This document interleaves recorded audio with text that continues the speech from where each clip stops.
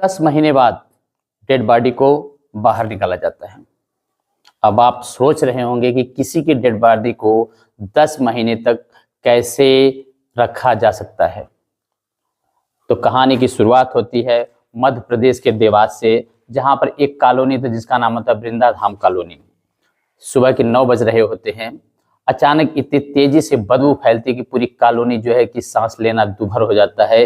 लोग आपस में बात करने लगते हैं कि आखिर इतनी बदबू आ कहां से रही है।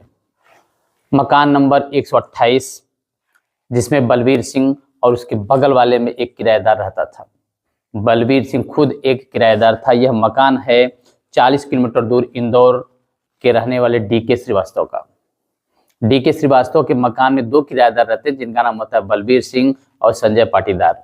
चूंकि बलबीर सिंह वहां पर रोज रहता था, नियमित रूप से रहता था, और संजय पाटीदार था जो 6 महीने 5 महीने में कभी 1 और आधे घंटे के लिए आता था, अपना दरवाजा खोलता था, फिर क्या करता था ये किसी को कोई आइडिया नहीं था, वो फिर चला जाता था।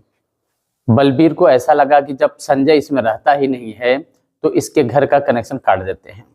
और जैसे ही कनेक्शन काटता है उसके लगभग 24 घंटे बाद पूरी कॉलोनी बदबू से भर जाती है। लोग उसके कमरे के पास एकत्र होते हैं और उसमें से कोई व्यक्ति पुलिस को फोन कर देता है। लगभग 5 मिनट के अंदर पुलिस वहां पर आ जाती है। पुलिस और कॉलोनी के सभी सदस्यों के बीच रिकॉर्डिंग की जाती है और ताला तोड़ा जाता है। जैसे ही ताला तोड़ा जाता है उसमें देखा जाता है कि एक फ्रिज होता है जो चारों तरफ से कपड़े से बंधा था। उस फ्रिज को जैसे ही खोला जाता है उसमें से लगभग 30 साल के एक युवती की डेड बॉडी जमीन पर धड़ाम से गिर पड़ती है। उसकी डेड बॉडी पूरी तरह से काली पड़ गई थी, क्योंकि उसका मर्डर लगभग 10 महीने पहले किया जा चुका था। तो फ्रेंड्स, मैं यतेंद्र सिंह फिर एक सच्ची घटना के साथ आपसे जुड़ रहा हूँ। कहानी की शुरुआत होती है एमपी देवास वृंदाधाम कॉलोनी से। संजय पाटीदार जो विवाहित है, उसकी एक बड़ी बेटी भी है जिसकी शादी होने वाली थी इसी जनवरी माह 2025 में। लेकिन संजय के पास थोड़ा सा पैसा था। वह एक दिन ऐसे ही टहल रहा था, तभी अचानक जो है कि जिस युवती की डेड बॉडी मिली थी वह युवती उसको 3 से 4 साल पहले मिलती है और युवती अपनी आप बीती बताती है।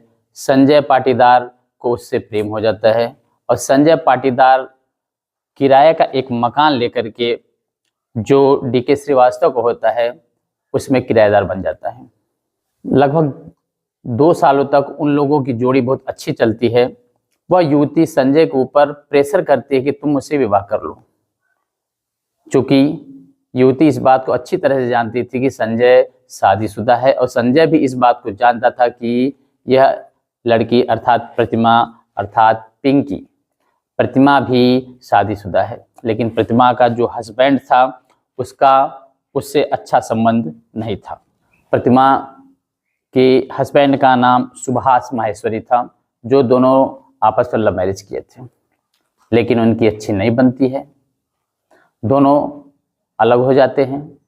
चूंकि प्रतिमा जो है अपने घर वालों के खिलाफ उनकी मर्जी के बिना इस सुभाष माहेश्वरी से शादी की थी, जो लव मैरिज था, जिसके कारण उसके घर वाले प्रतिमा की खोज खबर लेना नहीं चाहते थे, क्योंकि उनके सम्मान और उनके इज्जत के ऊपर प्रतिमा एक धब्बा बन चुकी थी। जब संजय पाटीदार से प्रतिमा की मुलाकात होती है और दोनों में प्रेम बढ़ने लगता है तो संजय पाटीदार इस किराए के मकान को ले लेता है और उसमें जो है प्रतिमा और संजय बड़े प्रेम से रहते हैं। संजय कभी कभी गांव भी चला जाता था जहां पर उसकी पहली पत्नी रहती थी। यहाँ पर कॉलोनी में लोग समझते थे कि संजय और प्रतिमा दोनों पति पत्नी हैं। उनके संबंध, उनके हाल चाल से ऐसा प्रतीत होता था कि दोनों पति पत्नी हैं। लोगों को किसी प्रकार का कोई शक भी नहीं था। लेकिन जब प्रतिमा ने संजय के ऊपर दबाव डाला कि नहीं आप मुझसे शादी कर लीजिए, तो संजय इस बात से तिलमिला उठा। संजय ने कहा कि मैं खुद ही शादीशुदा हूं और आप भी शादीशुदा हैं, इसलिए मैं शादी नहीं कर सकता। प्रतिमा इस बात से बहुत ही नाराज हो जाती है और आए दिन रोज उसके यहाँ झगड़ा शुरू हो जाता है। संजय और प्रतिमा रोज झगड़ते थे। इनके इस झगड़े से तंग आकर के संजय एक दिन प्रतिमा के गले को उसके दुपट्टे से कस रहा था, तभी संजय का एक मित्र होता है विनोद इंगोलिया। विनोद इंगोलिया वहां पर पहुंच जाता है, जो संजय की मदद करता है और दोनों प्रतिमा को चिल्लाने से रोकते हैं, उसके मुंह को ढक लेते हैं और उस दुपट्टे को प्रतिमा के गले में बांध करके दोनों तरफ से खींचते हैं और प्रतिमा की मौत हो जाती है। और उस डेड बॉडी को ये लोग फ्रिज में रखते हैं और फ्रिज को कपड़े से अच्छी तरह से कवर करके दरवाजे को बंद कर देते हैं, फ्रिज ऑन कर देते हैं और वहां से चले जाते हैं। लगभग 2-3 महीने बाद ये मकान मालिक से संपर्क करते हैं और कहते हैं कि मुझे पूरा जो मैंने ये मकान लिया था अब मुझे उसकी आवश्यकता नहीं है, मुझे 2 कमरों की आवश्यकता है। और वो 2 कमरों का रेंट मकान मालिक को देना शुरू कर देता है।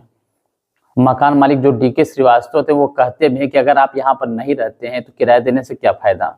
तो वह संजय कहता है कि आपको किराए से मतलब है, मैं तो आपको परेशान भी नहीं करता हूँ, बस मैं यहाँ पर कुछ दिन के लिए आता हूँ फिर चला जाता हूँ, और एक किराएदार के लिए इससे और की आवश्यकता भी नहीं है, उसको अपने किराए से मतलब है।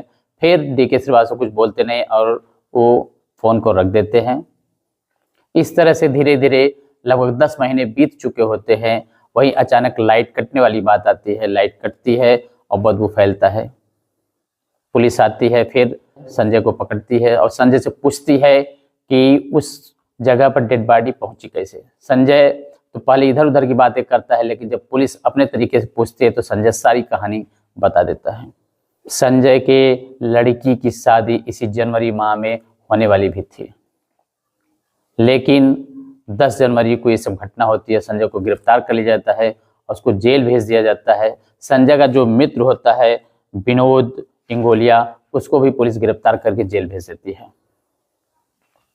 मेरी इस कहानी को आप तक पहुंचाने का, आपको बताने का मकसद किसी को दुख देना, तकलीफ देना नहीं है, बस लोगों को जागरूक करना है कि आप अपने अगल बगल क्या घटनाएं हो रही हैं उस पर भी अपनी नज़र रखें, क्योंकि ऐसी घटनाएं कभी भी कहीं भी किसी के साथ हो सकती हैं।